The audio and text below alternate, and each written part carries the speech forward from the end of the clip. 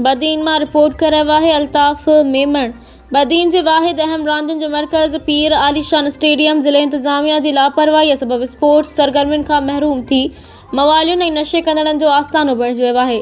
Stadium जेको नौजवाननि जी सेहतमंद तफ़रीह ऐं रांदीगरनि जी तरबियत लाइ मख़सूस हो, अॼु राति जे वक़्तु शराबी ऐं आइस इस्तेमालु कंदड़ मवालियुनि जे कब्ज़े हेठि अची वियो आहे।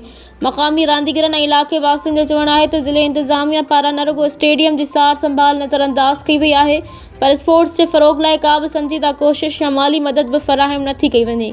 न चौकीदार आहे, न सफ़ाई जो अमलो आहे। स्टेडियम जूं धुरियूं दरवाज़ा मवाली तोड़े खणी विया आहिनि। हिन वक़्तु स्पोर्ट्स कॉम्प्लेक्स जे ठहियल इमारत जा भीम तोड़े सरियो कढण में मसरूफ़ आहिनि। कॉम्प्लेक्स जे अंदरूनी मेन गेट जा भीम काफ़ी हद ताईं तोड़े चुका आहिनि।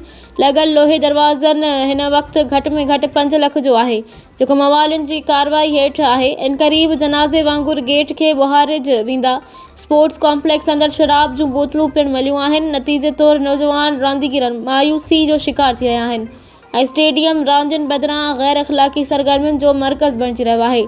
सेहतमंद माहौल खे तरजीह ॾियण बजाए नज़रअंदाज़ कयो वियो आहे। पीर आलीशान स्टेडियम जी इमारत तोड़े पूरो स्टेडियम डॉक्टर ज़ुल्फ़िकार मिर्ज़ा ऐं डॉक्टर फ़हमीदा मिर्ज़ा जे दौरे हुकूमत में ठाहियो वियो हो। इन खां पोइ मक़ामी MPA MNA ऐं ॿियनि अॻवाननि पीर आलीशान स्टेडियम में 1000 रुपए जो बि कमु न करायो आहे।